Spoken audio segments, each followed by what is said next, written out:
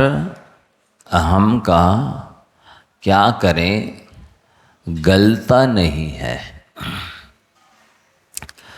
शब्द दिए जलते मगर दिल का दिया जलता नहीं है।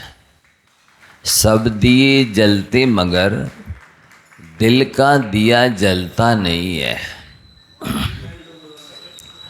खोजते खोजते ढल जाती है जीवन की शाम। खोजते खोजते ढल जाती है जीवन की शाम। सबका पता मिलता मगर खुद का पता मिलता नहीं है। क्या बोले, याद हो गया? पत्थर अहम का क्या करें गलता नहीं है। अहम का पत्थर, कौन सा पत्थर नहीं गलता? अहम का पत्थर गलता नहीं है। सब दिए जलते, दुनिया के संसार के सारे दीपक जल जाते हैं मगर दिल का दिया जलता नहीं है। ये हमारे अंधेरे दिल में ऐसा अज्ञान का अंधकार छाया हुआ है जबरदस्त कि सब दिए जलते मगर दिल का दिया जलता नहीं है। खोजते खोजते ढल जाती है जीवन की शाम। सबका पता मिलता मगर खुद का पता मिलता नहीं है। जीवन की शाम ढल जाती है, व्यक्ति सुबह से लेकर शाम तक दौड़ता है, भागता है, खोजता रहता, लेकिन इसको खुद का पता आज तक नहीं मिला। इसकी वजह क्या है, क्या आप बता सकते हैं? खुद का पता नहीं मिल रहा है। खुद का पता अहम की वजह से नहीं मिल रहा है। ये अहंकार यदि चूर हो जाए, दूर हो जाए,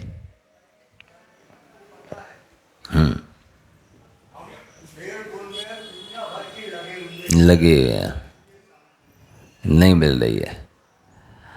देखो, उसको जगाना सरल है जो सोया हुआ है, लेकिन उसको जगाना असंभव है जो सोने का बहाना कर रहा है। उसको जगाना असंभव है जो सोने का बहाना कर रहा है। इसीलिए कहा गया है कि समझाने में है नहीं है समझे में सार, समझाने वाले कई पड़े बीच मझधार। क्या? समझाने में है नहीं है समझे में सार। किसमें सार है? समझने में सार है, क्योंकि समझाने वाले कई पड़े बीच मझधार। समझाने वाले ही मझधार में हैं। समझदार यदि न होते तो मझधार में ना होते। समझदार का मतलब है, ये समझदार नहीं है, अपने आप को समझदार मानते हैं। ये और खतरनाक है। ये सबसे बड़ी समस्या है। व्यक्ति अज्ञानी हो तो फिर भी चल जाए, पर वो अज्ञानी होते हुए भी ज्ञानी मान रहा है, ये और खतरनाक है तो वो अज्ञानी, लेकिन अपने को ज्ञानी मानता है, ये बहुत खतरनाक है। तो यहाँ वही बात चल रही है कि आचार्यों ने तो ये लिखा है, उत्तम मार्दव विनय प्रकाश से नाना भेद ज्ञान सब भासे। ज्ञान की जो नाना भेद हैं, असंख्यात दो प्रमाण भेद हैं। आत्मा के पास इतना ज्ञान है कि 3 लोक 3 काल को एक समय में एक साथ जान सकता है, इतना ज्ञान है। लेकिन वो किसने आच्छादित किया है, किसने ढका है? इस अहंकार ने, इस मान ने, इस स्वाभिमान। इस 3-4 शब्द आते हैं, एक अभिमान, एक अहंकार, एक स्वाभिमान, एक निराभिमान। इनमें क्या अंतर है आपको समझना है। अहंकार तो वो होता है कि योग्यता नहीं है और सम्मान चाहता है। क्या? अहंकार किसे कहते हैं? योग्यता नहीं है और योग्यता के अभाव में प्रशंसा चाहना, ये अभिमान है।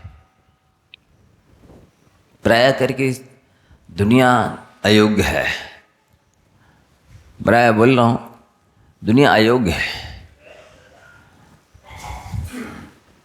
उसके पास योग्यता नहीं है, लेकिन इसके बावजूद भी वो सम्मान चाहता है।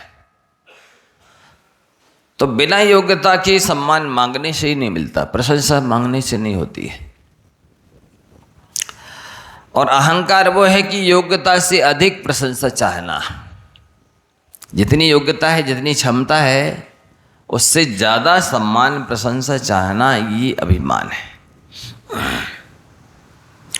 और स्वाभिमान क्या है? जितनी योग्यता है उतना सम्मान चाहना। जितनी योग्यता है उतना सम्मान चाहना, ये स्वाभिमान है। और निरभिमान क्या है? ये अपमान भी हो जाए तो भी कोई विकल्प नहीं करना है। हाँ, याद हो गया? पहले अच्छी तरह याद कर लो, फिर आप अपने अंदर झांको, देखो कि मेरे अंदर क्या है। अभिमान है कि अहंकार है कि स्वाभिमान है कि निरभिमान है? पहले परिभाषाएं तो याद हो जाए कि क्या कहलाता है। तो क्या बोला? अहंकार का अर्थ क्या है? योग्यता से अधिक प्रशंसा सम्मान चाहना। योग्यता से अधिक प्रशंसा सम्मान चाहना, ये अहंकार है। याद हो गया? बोलिए। योग्यता से अधिक प्रशंसा और सम्मान चाहना, ये अभी अहंकार है। फिर गड़बड़ कह दिया, अहंकार है। और योग्यता के अभाव में सम्मान प्रशंसा चाहना, ये अभिमान है। योग्यता के अभाव में, योग्यता नहीं है फिर भी मेरी प्रशंसा होनी चाहिए, मेरा सम्मान होना चाहिए, ये अभिमान है। और जितनी योग्यता है उतनी प्रशंसा और सम्मान चाहना, ये स्वाभिमान है। और अपमान होने पर भी क्षमता रखना, विकल्प नहीं करना, ये निरभिमानता है। आप देखो क्या है आपके अंदर?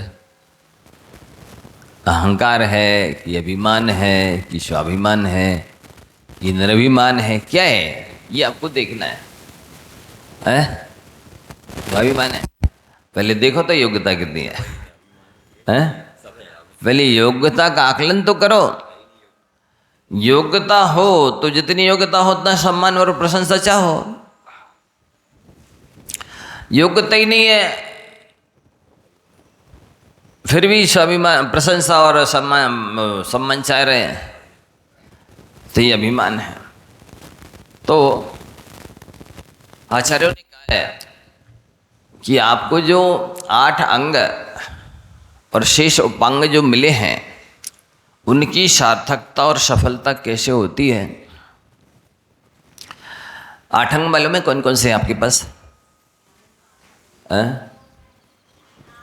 2 हाथ, 2 पैर, सिर, सीना, पीठ, पुट्ठा, ये 8 अंग हैं। याद हो गई? देखो, याद करने के उद्देश्य सुनो, समझने के, याद करने के, जीवन में उतारने के उद्देश्य सुनेंगे तो अच्छा होगा। और केवल सुनने के उद्देश्य बैठे हैं, बस इधर से सुना इधर से निकाल दिया और सुना और तत्काल भूल गए, तो क्या मतलब निकला? सुनो, समझो, याद करो, जीवन में उतारो। सुनो, समझो, याद करो, जीवन में उतारो, तो भला होगा, कल्याण होगा। केवल आए सुन गए, बहुत अच्छा बोला महाराज जी ने, क्या बोला? बोले वो तो उन्हीं से पूछना।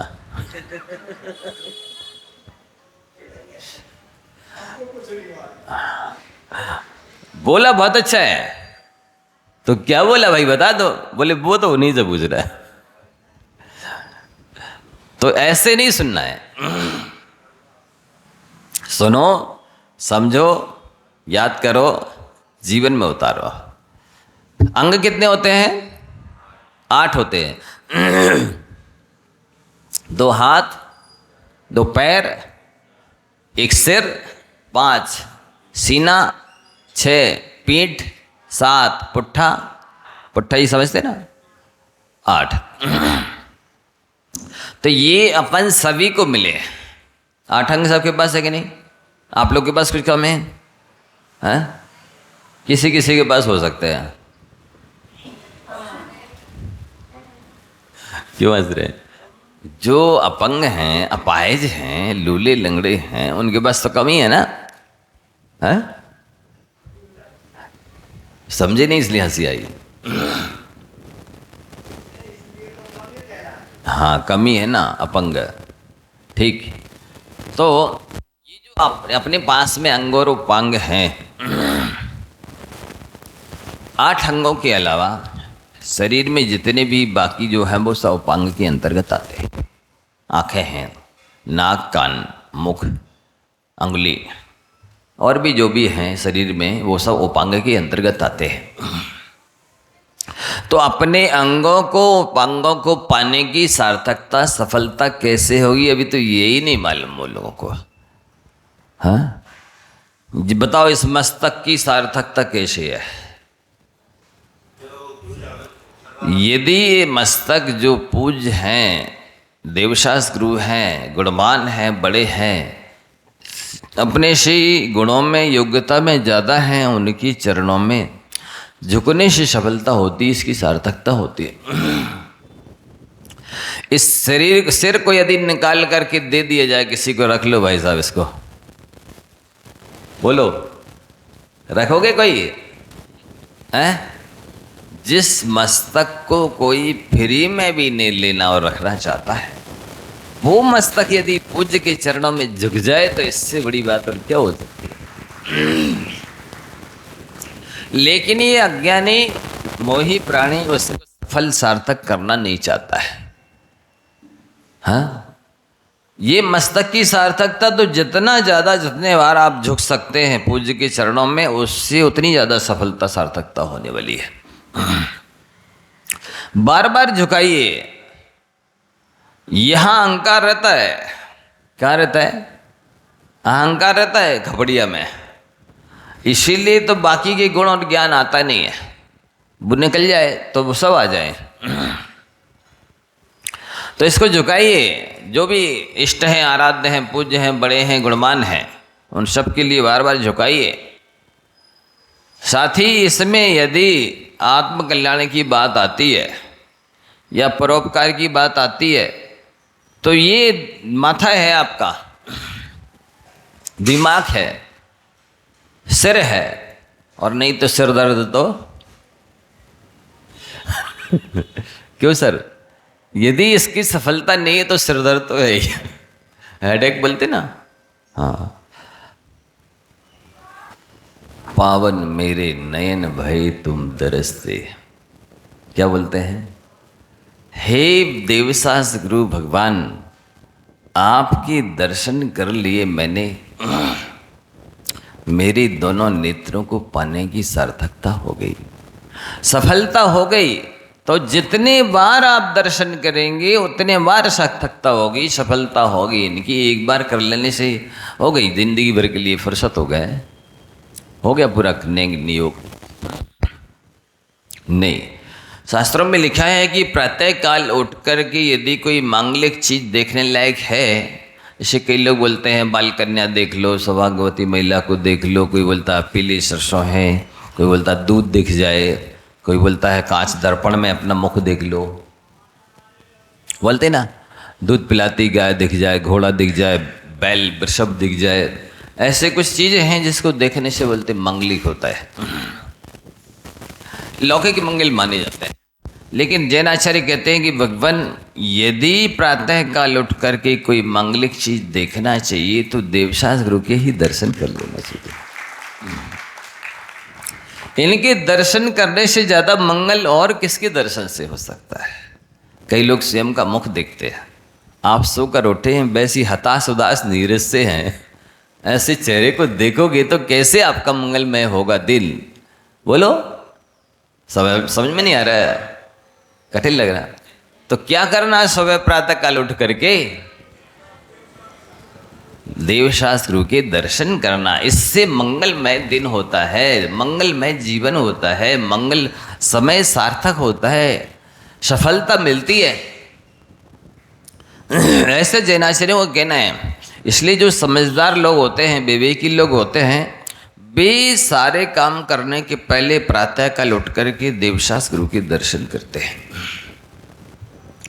पावन मेरे नैन भये तुम दरसते, याद रखना। इन नेत्रों को पाने की सार्थकता, सफलता और पवित्रता तो देवशास्त्र गुरु के दर्शन करने से होती है। अब आप इसके अलावा समझ सकते हैं कि आप यदि जीवों को देखकर चल रहे हैं तो भी नेत्रों को पाने की सफलता हो सकती है, सार्थकता हो सकती है। स्वाध्याय कर रहे हैं तो नेत्रों को पाने की सफलता, सार्थकता हो सकती है। इसके अलावा यदि महिलाएं किसी पुरुष को गलत दृष्टि से देखते हैं तो ये नेत्रों का दुरुपयोग है। पुरुष यदि किसी माँ बहन को गलत दृष्टि से देखते हैं तो ये आंखों का दुरुपयोग है। आप जितने ज़्यादा देखेंगे मतलब घूरेंगे। देखो दाखो तको मत, खाओ पियो छको मत, बोलो चलो बको मत। क्या बोला गया है? देखो दाखो तको मत, बोलो चलो बको मत, खाओ पियो छको मत। उल्टा करते ना बंद, देखते दाखते नहीं, तकते हैं, घूरते हैं। इससे नेतों को पाने की माने कहना चाहिए दुरुपयोग है ये। और जब ऐसा दुरुपयोग करेंगे ना आप, आँखों को पाने का फल क्या था कि जीवों की रक्षा करते, स्वाध्याय करते, देवशास्त्रों के दर्शन करते, वो आपने नहीं किया ना, तो अब ये आपकी आंखें नहीं है। ये क्या है फिर? ये जैसी नारियल में होती ना दो आंखें, वही है बस, इससे ज़्यादा और कुछ नहीं है। तो आप जितना ज़्यादा इनका दुरुपयोग करेंगे, अनंत काल तक आंखें आपको दोबारा मिलेंगी नहीं। एक इंद्रिय हो जाएंगे, दो इंद्रिय हो जाएंगे, तीन इंद्रिय तक पहुंच जाएंगे, चार इंद्रिय नहीं होंगे। आंखें कहाँ से मिलती हैं? चार इंद्रिय से शुरू होती हैं। आपने घूरा है ना, दूसरों को गलत दृष्टि से देखा है ना।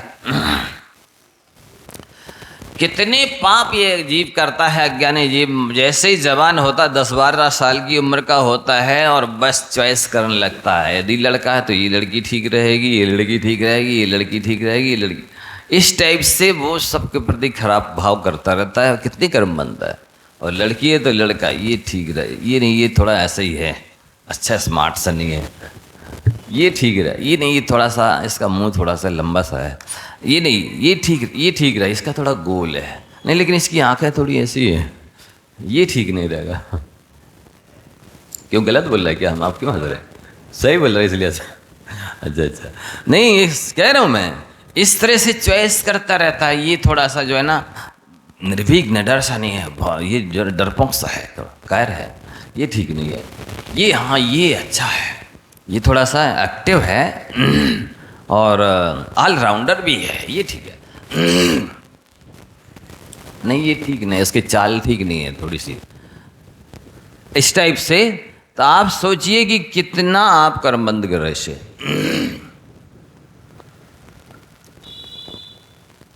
तो इससे ये होगा कि आप अनंत काल के लिए नेत्रहीन हो जाएंगे। आपके लिए अनंत काल तक रात्रि ही रात्रि रहेगी।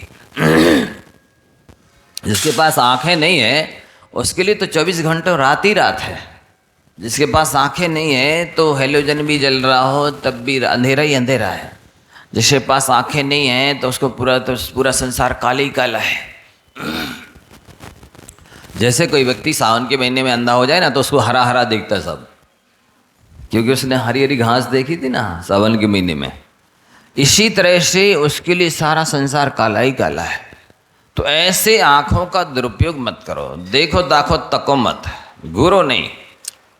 क्या जलो मगर दीपक की तरह, जलो मन राख मत बन जाओ। जल भुंज करके, दूसरों की उन्नति को देख करके, दूसरों की बढ़ोतरी को देख करके, दूसरों की सुख समृद्धि को देख करके जल की राख मत बनो। जलो तो लेकिन दीपक की तरह। कैसे जलो? स्वपर प्रकाशी बनो, स्वयं का कल्याण करो, दूसरों का कल्याण करो। तो इन नेत्रों को पाने की सार्थकता तो देवसास गुरु के दर्शन करने से है, पूजन करने से है, स्वाध्याय करने से है, जीवों की रक्षा करने से है। ये देखो, आप ऐसा ना करके दूसरों के दोष देखते हैं, कमियां देखते हैं, खामियां देखते हैं, इससे आपके नेत्र गंदे हो जाते हैं, इससे आपके नेत्र खराब हो जाते हैं, इससे आपके नेत्रों को पाने का सार्थकता नहीं होती, दुरुपयोग होता है। इसको नेत्रों को पाने से ये वरदान नहीं बनते, अभिशाप बन जाते हैं। क्या बनते हैं? पीछे तक देखो, दोनों ही काम चल रहा है भाई साहब। हेलो, इधर प्रवचन हो रहा है,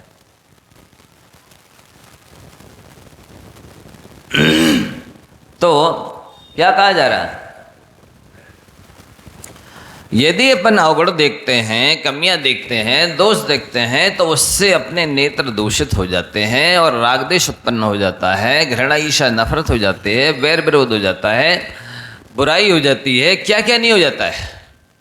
यानी ये जो आंखें वरदान थी वो अभिशाप बन जाती है। क्या बन जाती है? अभिशाप बन जाती है। अभिशाप बन जाती का मतलब क्या है कि जिन आँखों को पाकर के आप अपने संसार का अंत कर सकते थे, अब उन आँखों को पाकर के आपने अनंत संसार बढ़ा लिया और अनंत काल तक अब आप अंधे रहेंगे। या तो आप 3 इंद्रिय की तक की पर्याय ही पाएंगे, और मान लो 4 इंद्रिय 5 इंद्रिय भी हुए तो अंधे होंगे, जन्मांध होंगे, जन्म से अंधे होंगे, आंखें मिलेंगी पर देख नहीं पाएंगे आप। क्यों? आपने पहले जो मिली थी आंखें, उनका दुरुपयोग किया है, दूसरों की हमेशा निंदा करते रहे, अवगुण देखते रहे, और चलते थे तो कैसे चलते थे? जैसे ऊंट चलता है। कैसे चलते थे? ऊंट की तरह चलते थे, मतलब ऊपर देख के चलते थे। चलना चाहिए था 4 हाथ जमीन देख करके, नीचे देखे 3 गुणा, बड़ी वस्तु मिल जाए, ठोकर भी लागे नहीं, जीव जंतु बच जाए, लेकिन बड़ी वस्तु उठाना नहीं।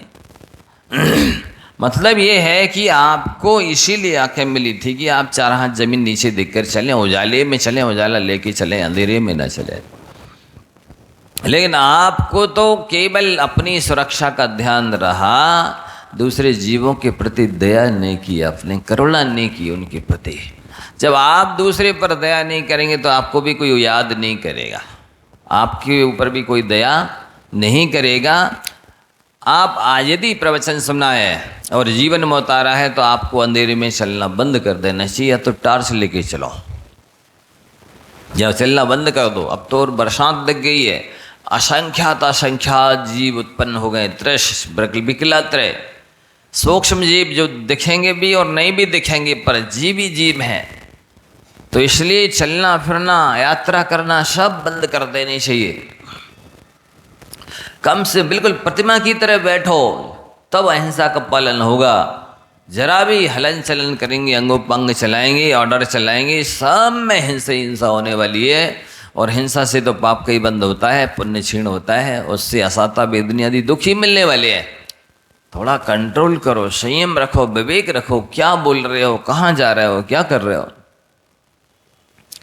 तो क्या बोला है कि इन आंखों को पाने की सार्थकता तो पावन मेरे नयन भई तुम दरसते। इनकी बार बार जितने बार दर्शन करोगे उतने पवित्र होंगे। पाक नेत्री पवित्र नहीं होंगे, पूरा शरीर पवित्र होगा। शरीर ही पवित्र नहीं होगा, आत्मा भी पवित्र होगी, पूरा जीवन पवित्र होगा, पूरा भविष्य पवित्र होगा। इसलिए इनका बिल्कुल जहाँ भी कहीं दोष दिख जाए तुरंत ये शटर इसीलिए दिए गए, आंखों के ऊपर ही शटर है ना, पलक, ये बंद करने के लिए दिए गए हैं कि जहाँ कहीं भी कुछ दोष दिखता है, कमी दिखती है, अवगुण दिखते हैं, आप बंद कर लीजिए, शटर गिरा लीजिए। सो और ज़्यादा घूरेंगे कैसे, कहानी अपना टेट ना देखे, दूसरों का पर देखे, ऐसी कहावत है ना, यहाँ भी है। हाँ सब हाँ, तो ये और जानबूझ कर देखो क्या कर रहे हैं, अब देख तो ये कहाँ जा रहे हैं, अब देखो ये क्या करेंगे, किससे बात करेंगे, क्या लाएंगे, किसको क्या दे रहे हैं। अरे आपका क्या जा रहा है, क्या आपको मिलने वाला है? जैसी करनी वैसी भरनी, जो जैसा करेगा उसका फल उसको मिलेगा। आप क्यों चिंता करते हैं? हाँ, क्यों अपना समय बर्बाद करते हैं? क्यों अपनी एनर्जी बर्बाद करते हैं? क्यों अपना पुण्य बर्बाद करते हैं? क्यों अपनी पर्याय को व्यर्थ कर रहे हैं? दूसरों के अवगुण देख करके, कमियां देख करके, पाप करते हुए देख करके, भोग भोगते हुए देख करके, धन कमाते हुए देख करके। इससे क्या मिलता है? ईर्ष्या ही तो होती है, घृणा ही तो होती है, द्वेष ही तो होता है, वैर ही होता है, आकुलता ही मचती है कि हम भी ऐसा करें। तो ये सारे विवेकपूर्ण कार्य नहीं है बंधुओं। ये सब कोई सुनना नहीं चाहता, लेकिन सुधारना भी नहीं चाहता। ये सुनने जैसी चीज़ें नहीं है। क्यों बोलो? काम की चीज़ें नहीं है आपकी, है? सुनने जैसी चीज़ नहीं है। सुधार के लिए आवश्यकता नहीं है इस चीज़ की। लेकिन इस टाइप का पशुओं की जैसी स्थिति है कि उनको कुछ भान ही नहीं है कि हम कर क्या रहे हैं और हमें करना क्या चाहिए। तो केवल नेत्रों, जो पांचों इंद्रियों में आचार्य अकलंग देव ने राजवार्तक में लिखा है, सबसे महत्वपूर्ण इंद्रिय है नेत्र। पांचों इंद्रियों में महत्वपूर्ण इंद्रिय कौन सी है? नेत्र सबसे महत्वपूर्ण है। जिसके पास नेत्र नहीं है उसका जीवन तो पूरा व्यर्थ है। उसके लिए रात ही रात है, अंधेरा ही अंधेरा, काले ही काला है। कुछ भी सारा वैभव हो, सारी इंद्रिया, बाकी सब कुछ हो, लेकिन मात्र नेत्र ना हो, तब भी सब कुछ पाना और नहीं पाना बराबर है, व्यर्थ है। उसको कितना कष्ट होता है, उसको कितनी व्याकुलता बेचैनी होती है जिसके पास नेत्र नहीं। सोचो जरा, एक एक पग, एक एक पल तरसता है हर काम के लिए, चलने के लिए, पाने के लिए, हर काम के लिए। देखते हैं बड़ा कष्ट होता है, लेकिन लगता है कि इन्होंने पिछले जन्म में किसी की आंखें फोड़ी होंगी, किसी के नेत्रों की जैसे रोशनी कम होती है वैसा काम किया होगा इनने, इसलिए सब इस जीवन में अंधे हुए हैं। यदि किसी के नेत्रों में इन्होंने दवाई डाली होती, गाय का घी डाला होता, क्या अंजन लगाया होता, ऐसा कुछ दूध घी खिलाया होता, आप देखना जिस दिन घी खाओगे रोशनी थोड़ी तेज रहेगी और तेल खाओगे थोड़ी कम रहेगी। देखना, थोड़ा सा चेक करना। तो किसी को दूध घी खिलाया होता तो इनकी आंखों में रोशनी आती, इनकी आंखें तेज होती। सो वो कुछ तो किया नहीं, दुरुपयोग किया है, इसलिए मनुष्य होने के बाद भी अंधे हुए। बताइए, जन्मांध होते कई लोग, कई किसी थोड़ी सी उम्र में, भरी जवानी में ही अंधे हो जाते हैं। तो ये नियम से किसी की आंखें फोड़ी होंगी, किसी को दोष दिया होगा, किसी के दोष देखे होंगे, किसी को झूठा दोषारोपण किया होगा, अवगुण देखे होंगे, आंखों का दुरुपयोग किया होगा। इसका फल है कि इनकी दशा हो गई है। बंधुओं, बहुत गंभीरता से सुनना, समझना, लेना अपने जीवन में। आज के बाद इसी पल से सुधार कर लेना। यदि चाहते हो कि हमारी आंखें हमारे लिए वरदान बने, अभिशाप न बने और हम भविष्य में कभी अंधे ना हो, मोक्ष चाहिए है तो सबसे पहले ईरा समिति पालने के लिए आंखें चाहिए, भाषा समिति पालने के लिए आंखें चाहिए। किससे बात कर रहे हैं पहले देखे तो वो। ऐषणा समिति पालन करने के लिए आंखें चाहिए, आदान निक्षेपण समिति पालने के लिए, उठने रखने के लिए आंखें चाहिए। विसर्ग समिति है, मलमूत्र का विसर्जन करना है, उसके लिए आंखें चाहिए।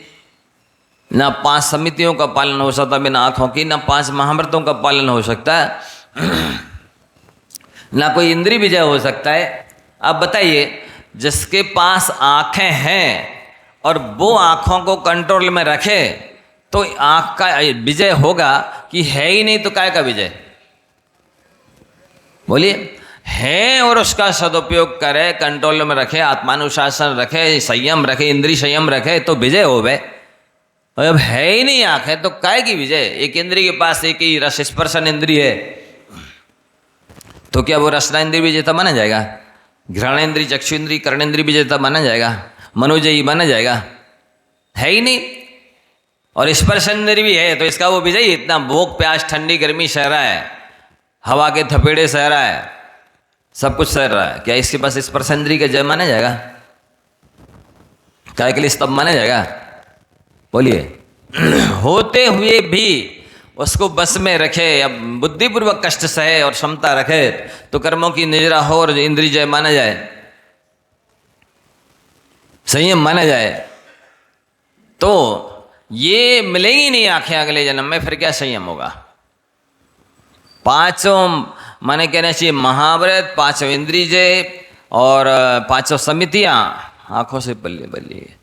कितना महत्वपूर्ण है आंख, आप समझ सकते हो। और सबसे ज्यादा लगभग 100% में 83% पाप व्यक्ति आंख से बंद करता, आंख से पाप बंद करता। 83%। सोचो आप, 83% पाप बंद कर रहे हैं मात्र आंख से।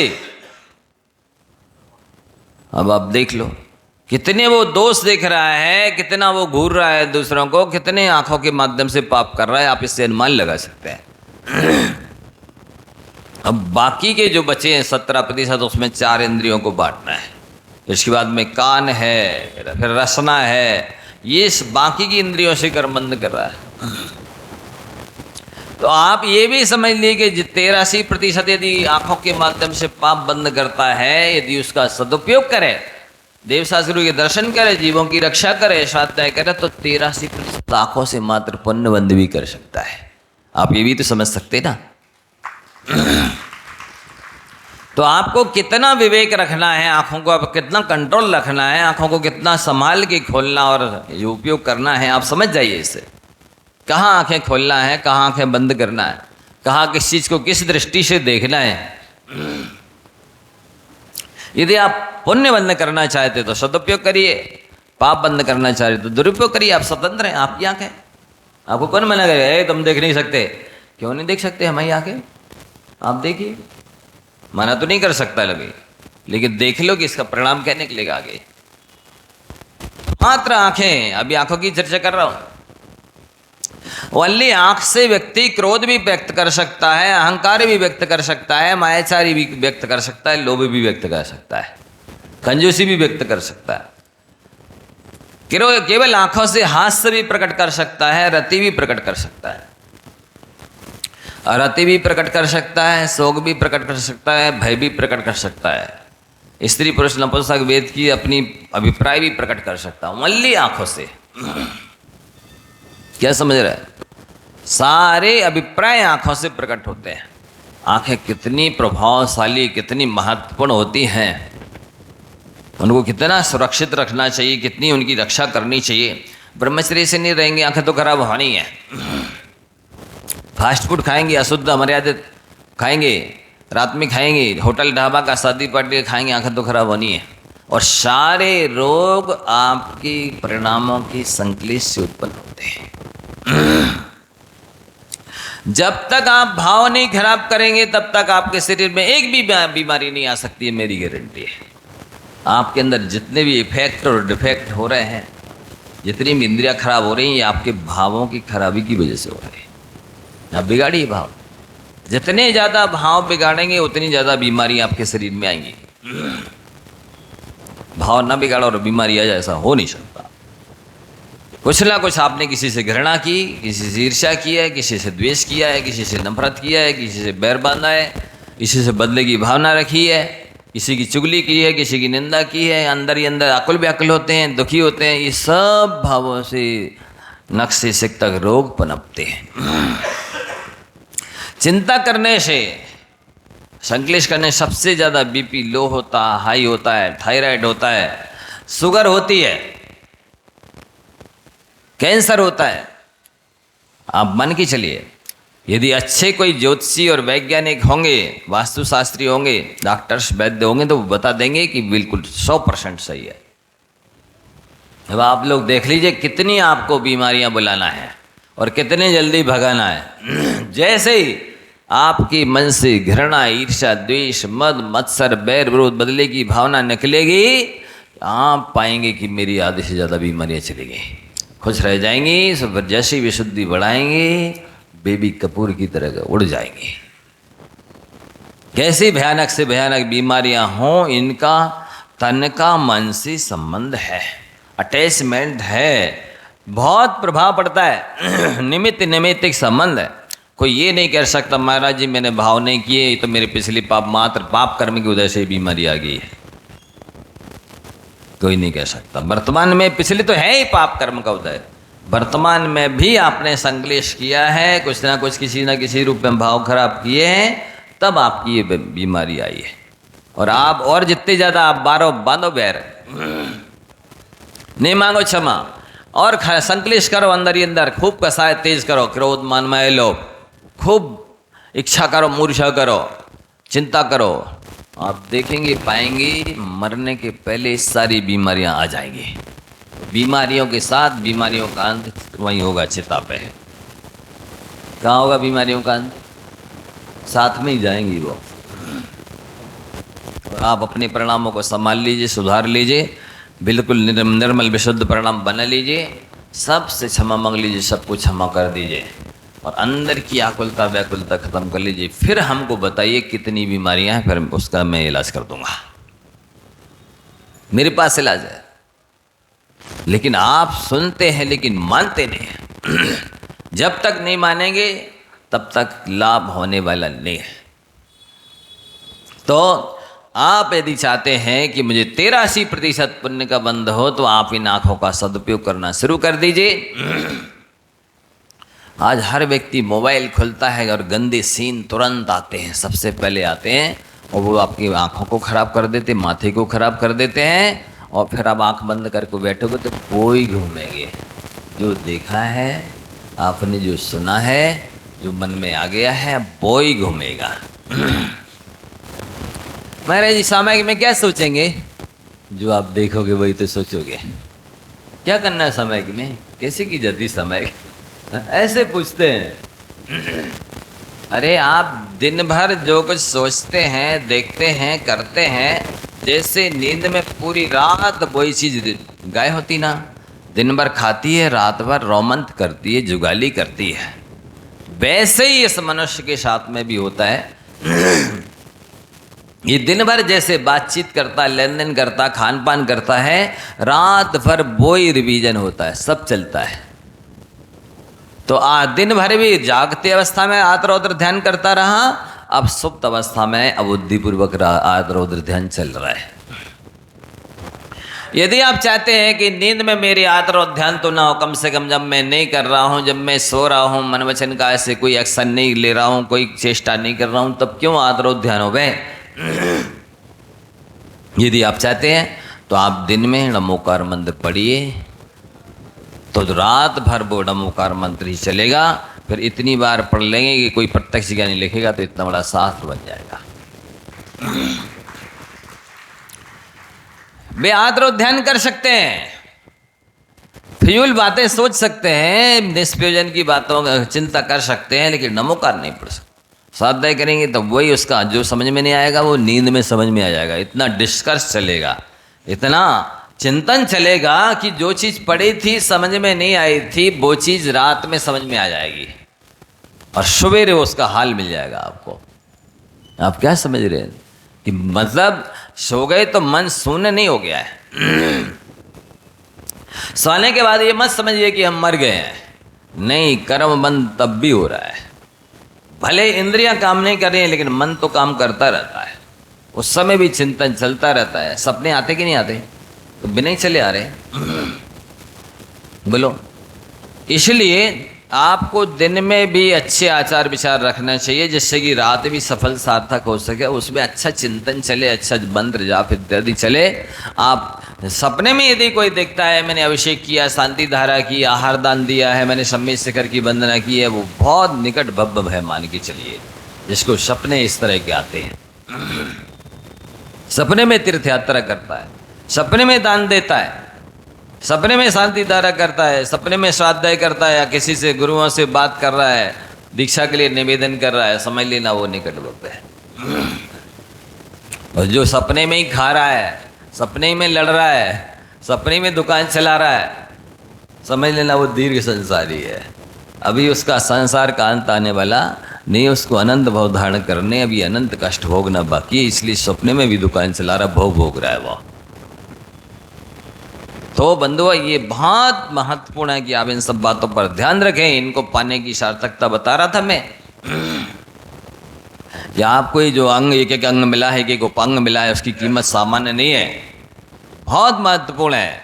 कान मिले हैं, दूसरों की बुराई सुनने के लिए, निंदा सुनने के लिए, चुगली सुनने के लिए, हैं, भिक्षा सुनने के लिए, स्त्री कथा, राज कथा, भोजन कथा, चोर कथा सुनती रहिए। हैं, क्या चल रहा है, पॉलिटिकल साइंस क्या कह रहा है, सोशल साइंस क्या कह रहा है, इसके लिए गाना है कि भगवान गुरु की देश ना सुनते, भगवान की वाणी सुनते, किसी दीनहीन दुखी की करुण पुकार सुनते, इसके लिए थे कान। कभी कभी आती है दीनहीन दुखी की आवाज़, करुण आवाज़ आती है आपके कानों में, वो तो उस समय यूं जाते हैं जैसे मान लो कुछ नहीं सुनाई दे रहा है, कुछ है ही नहीं, शून्य चल रहा है, कहीं से कोई आवाज़ नहीं आ रही। आना चाहिए बंधु।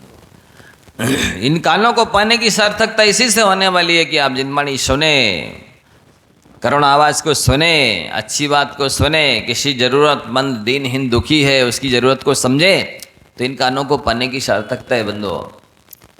अन्यथा क्या उपयोग है इनका, बताइए। वो आप लोग पढ़ते हैं, यदि किसी जो चीज़ आपको दुर्लभ चीज़ मिली है उसका सदुपयोग नहीं किया तो अजागलस्तनवत निष्फल जिंदगानी। कहाँ पढ़ाई बताइए,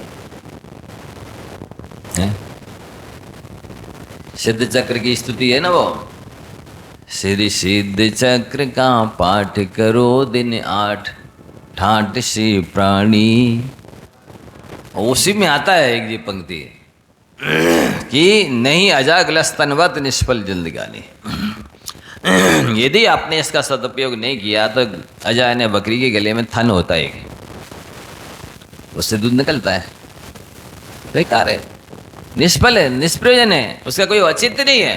ठीक इसी प्रकार से आप इन कानों का यदि शब्द उपयोग नहीं कर रहे हैं, जिनवाणी नहीं सुन रहे हैं, दीनहीन दुखी की पुकार नहीं सुन रहे हैं, तो ये निष्फल है कान, निष्प्रयोजन है, इनका कोई सदुपयोग नहीं है। हाँ, अभिशाप अवश्य है आपके लिए कि आप चुगली सुनते रहते हैं, निंदा सुनते रहते हैं, भिक्षा सुनते रहते हैं, निष्प्रयोजन की बातें सुनते रहते हैं, इसलिए अगले जन्म में अब ये कान आपको नहीं मिलेंगे। ये पनिशमेंट तो मिलेगा, ये सजा तो मिलेगी आपको, क्योंकि आपने दुरुपयोग किया। किसी भी चीज़, जिस चीज़ का आप दुरुपयोग करेंगे अनंत काल तक दोबारा आप नहीं मिलेगी। वो कर्म कहेगा मैंने गलती कर दी, इस अपात्र को, नालायक को ये चीज़ दे दी, इसने सदुपयोग नहीं किया, ये पात्र नहीं है, अब इसको ये चीज़ देनी नहीं चाहिए। तो इन कानों को पारने की सार्थकता कीजिए बंदो, और साथ ही साथ में ये आपके लिए जिह्वा विधि है। ये जिह्वा केवल चुगली करने से, निंदा करने से, गालियां बकने से, बकवास करने से, बहस करने से, विवाद करने से सफल सार्थक होने वाली नहीं है। सब इंद्रियां दो दो हैं लेकिन काम एक एक है। जैसे मान लो कान दो है लेकिन दोनों का काम एक है सुनना, आंखें दो हैं लेकिन दोनों का काम एक है देखना, नाक दो हैं लेकिन दोनों का काम एक है सूंघना। हो गई सब इंद्रियां दो दो। जिह्वा एक है लेकिन उसके काम दो है, चखना और बकना। रसना ही कितने काम है? दो हैं, चखना और बकना। इन दोनों पर कंट्रोल करना है आपको, संयम में रखना है। एक तो बोलने में हित मित प्रिय हो गया, इस पर विस्तार से समझाऊंगा एक आध दिन कभी की क्या इस रसना का उपयोग है, सदुपयोग और दुरुपयोग कैसे होता दोनों तरह से। अभी आज ये प्रसंग चल रहा है कि आपको ये रसना है, रस ना, इसमें रस नहीं है। रसना में रसना रस नहीं है। रहीमन जिह्वा बावरी कह गई सरग पाताल, आप तो कहे भीतर भई जूती खाए कपाल। क्या ये जिह्वा ऐसी बावरी है, बोल करके अंदर घुस जाती है और जूती कहाँ पड़ते हैं। इसलिए सोच समझ करके इसका उपयोग कीजिए। ऐसे नहीं कि उठाए जीभ तरुआ से मारी, क्या ऐसे नहीं करना। उठाए जीभ और तलुआ से मारे मतलब चला दिया, कुछ भी बोल दिया नहीं। अभी बोला था ना, बोलो चलो बको मत, खाओ पियो छको मत, ये दोनों काम रचना के हैं। तो इस रचना का सदुपयोग यदि सबसे अच्छा कोई हो सकता है तो वो हो सकता है पंच परमेष्टि की स्तुति करने से, भगवान का नाम लेने से, पूजा विधान करने से, गुणवानों की प्रशंसा करने से यदि मेरी रचना के द्वारा किसी का काम बन जाता तो इससे अच्छा और सफल सार्थकता इसकी क्या हो सकती है।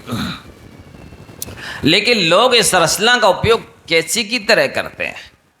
कैसे करते हैं? मिले हुए लोगों को तोड़ देते हैं। तो ये कैंची का उपयोग नहीं हो रहा है, ये रचना है कि कैंची है? क्या है?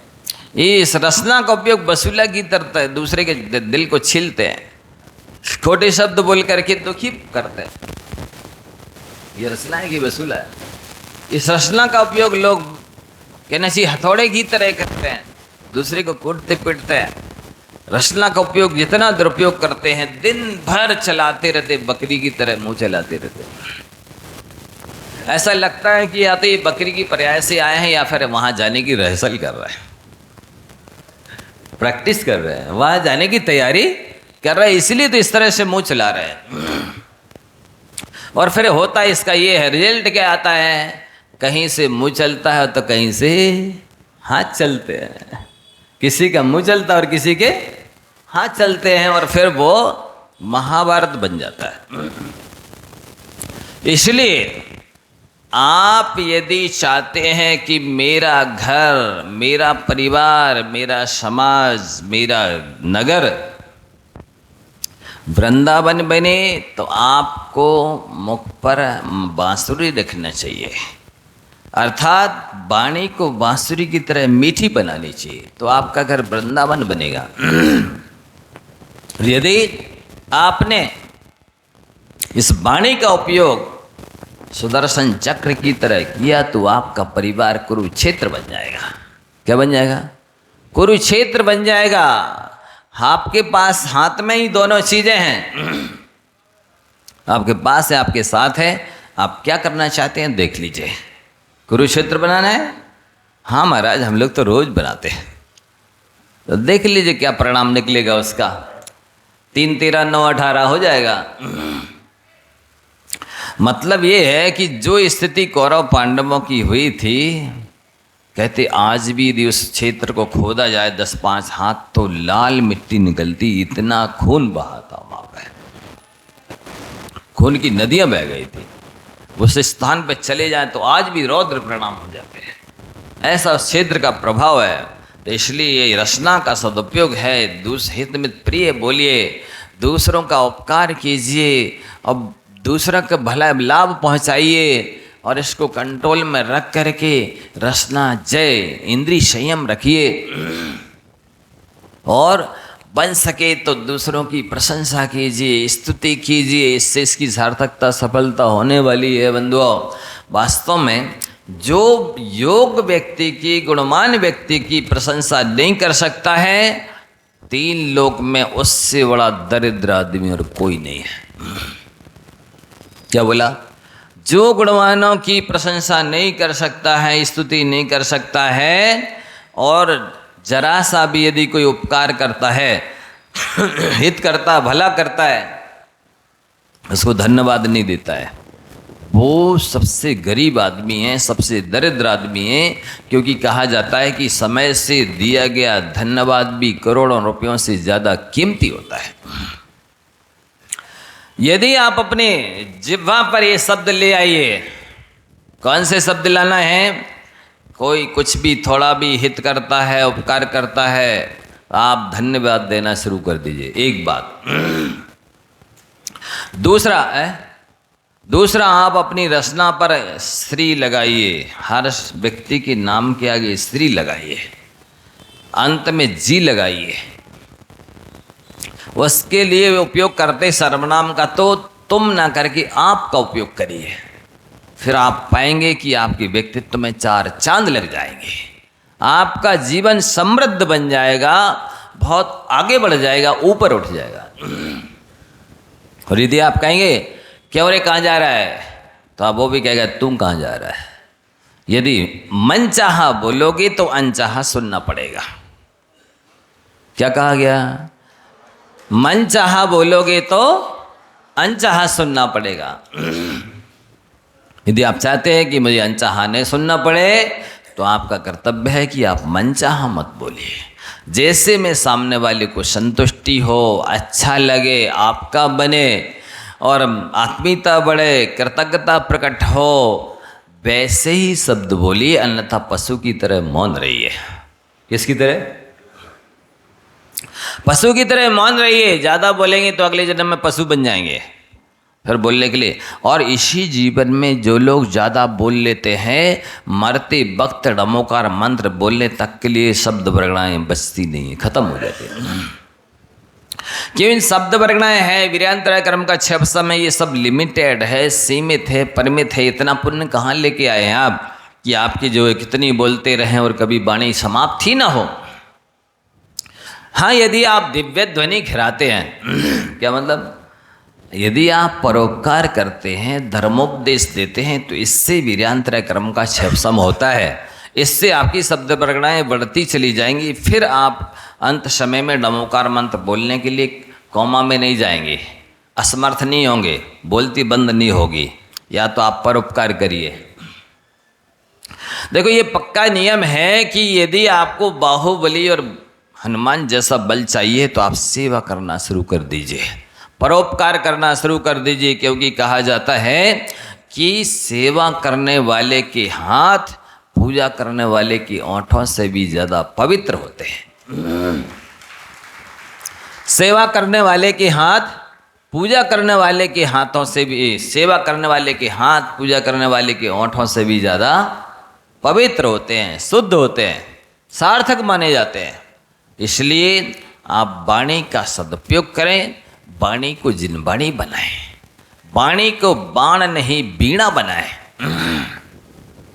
वाणी को बाण नहीं बीणा बनाएं। यदि बाण बनाओगे तो आपका पतन होगा, बीणा बनाओगे तो आपका उत्थान हो गया। समय आपका हो गया है, 8 से 9 समय का प्रवचन का है। आप समय से आकर के सुनेंगे तो बहुत कुछ आपको सुनने के लिए मिलेगा। अभी प्रवचन की शुरुआत है, बहुत कुछ आपको बताना बाकी है। इसलिए और एक बात तो आपको याद रखनी है, मेरे पूरे प्रवास काल में सुन के जाना, मेरे पूरे प्रवास काल में इस दौरान आप एक ही बात मान लें, मेरी सब भूल जाइए। ये आराध्य सूत्र भाग 1 और 2 हैं, इनको लगातार शुरू से अंत तक 4-5 बार पढ़ लीजिए, आपका भला हो जाएगा और मेरा उपकार चुक जाएगा। जावाणी की ज्ञान कुछ कह रहे? आराध्य सूत्र भाग में जिन्होंने परीक्षा दी थी और जिनको सांत्वना पुरस्कार नहीं मिल पाया है, वो कृपया अपने नाम हम तक पहुंचा दें, जिसमें हम पुरस्कार की व्यवस्था कर सकें। दूसरा अभी हमारे पास 3 नाम आए हैं केवल। एक मिनट, दूसरा ये है जिसको अपनी आंसर शीट की रिवैल्यूएशन करानी है, तो यहाँ व्यवस्था है। आप 1100 रुपये जमा कर दीजिए, आपकी रिवैल्यूएशन हो जाएगी। यदि फर्स्ट आएंगे तो फर्स्ट प्राइज से सम्मानित किया जाएगा, सेकंड आएंगे तो सेकंड प्राइज से सम्मानित किया जाएगा, थर्ड आएंगे तो थर्ड प्राइज से सम्मानित किया जाएगा। और यदि नहीं आए तो 1100 रुपये जमा हो जाए।